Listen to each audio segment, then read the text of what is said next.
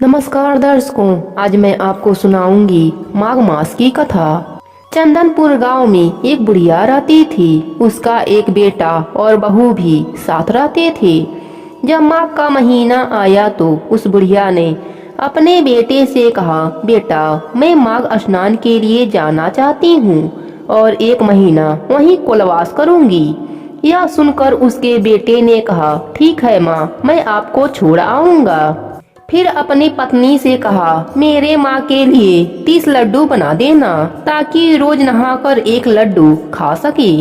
बहू इस बात से नाराज हुई, लेकिन गुस्से से उसने 30 लड्डू बनाकर दे दिए।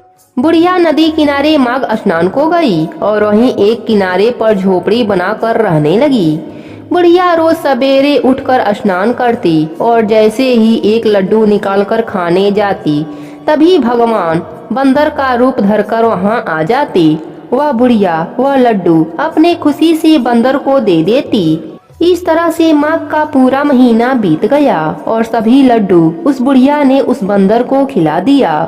माघ का महीना समाप्त होने पर बुढ़िया वापस जाने को तैयार हुई तो माघ के देवता प्रकट हो गए। उन्होंने बुढ़िया के उस कुटिया के जगह आलीशान महल बनवा दिया। बुढ़िया का पूरा महल धन दौलत से भर गया। उसकी काया निरोगी हो गई। अन्न के भंडार से महल भर गया। इतना सब होने पर वह धूमधाम से अपने बेटे के पास गई।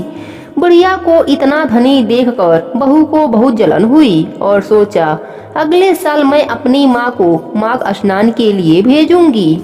अगले साल माघ का महीना आया तो बहू अपनी माँ को माघ स्नान के लिए भेज दिया और खाने के लिए पूरे 30 लड्डू घी और बहुत सा मेवा डालकर बनाया और माँ को दे दिया। उसकी माँ माघ स्नान के लिए नदी पर पहुँच गई। वहाँ पर एक झोपड़ी तैयार किया, वहीं पर रहने लगी। जब सवेरा हुआ तो बहू की माँ स्नान करके खाने बैठी, तभी माघ के देवता बंदर का रूप धरकर उसके पास आ गए।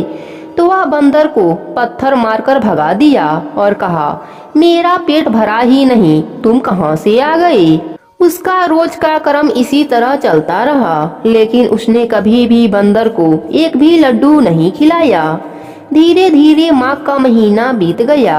तब माँ के देव उसके सामने प्रकट हुए और उन्होंने बहू की माँ के कुटिया को कूड़े कचरे में बदल दिया और माँ को टूंगर बना दिया।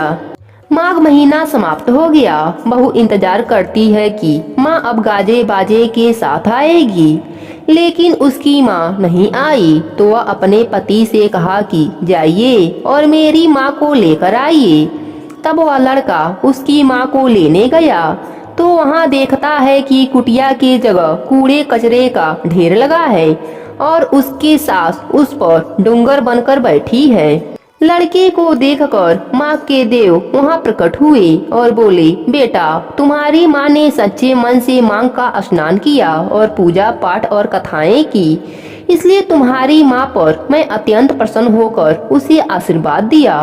लेकिन तुम्हारी सास पापी मन से यह कार्य किया और माघ महीने में बेटी के घर का अन्न खाया, इसलिए मैं इससे बहुत नाराज हूँ। इस कारण यह डूंगर बन गई। हे माघ के देव, जैसे आपने उस लड़के की माँ पर कृपा बरसाई, वैसे ही आपकी कहानी कहने वाले, सुनने वाले और हुंकारा भरने वालों पर भी अपनी कृपा दृष्टि बनाए रखना। जय हो माघ के देव की।